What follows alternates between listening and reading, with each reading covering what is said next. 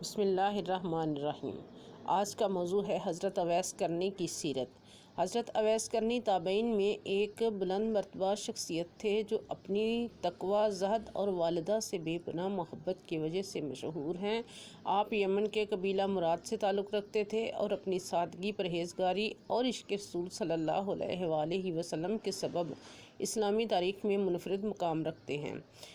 حضرت اویس کرنی کی سب سے نمایاں صفت ان کی والدہ سے بے پناہ محبت اور خدمت گزاری تھی۔ ان کی والدہ ضعیف اور بیمار تھیں، اسی وجہ سے وہ مدینہ منورہ جا کر نبی اکرم صلی اللہ علیہ وآلہ وسلم کی زیارت نہ کر سکے۔ اگرچہ وہ رسول کریم صلی اللہ علیہ وآلہ وسلم کے زمانے میں موجود تھے، مگر آپ صلی اللہ علیہ وآلہ وسلم سے ملاقات کا شرف حاصل نہ کر سکے، لیکن ان کی محبت اور عقیدت اتنی گہری تھی کہ اللہ نے انہیں خصوصی مقام عطا فرمایا۔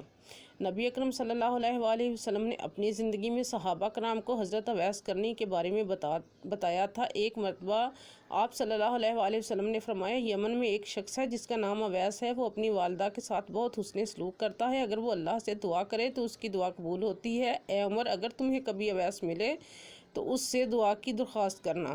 یہ ایک عظیم بشارت تھی جو حضرت اویس کرنی کے بلند مقام کو ظاہر کرتی ہے۔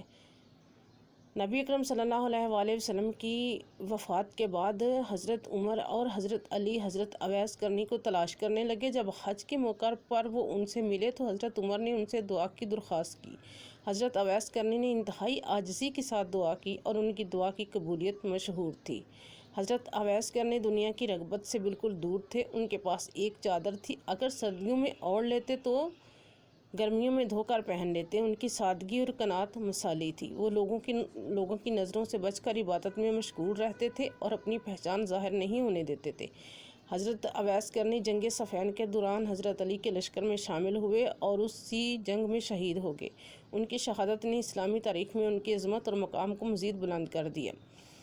حضرت اویس کرنی کی زندگی ہمیں والدین کی خدمت، عاجزی، سادگی اور اللہ سے خاص تعلق رکھنے کا سبق دیتی ہے۔ ان کی محبت رسول اللہ صلی اللہ علیہ وآلہ وسلم کی اور دعا کی برکت آج بھی لوگوں کے دلوں میں روشنی بخیرتی ہے۔ حضرت اویس کرنی کی سب سے نمایاں صفت ان کی والدہ سے بے پناہ محبت اور خدمت گزاری تھی۔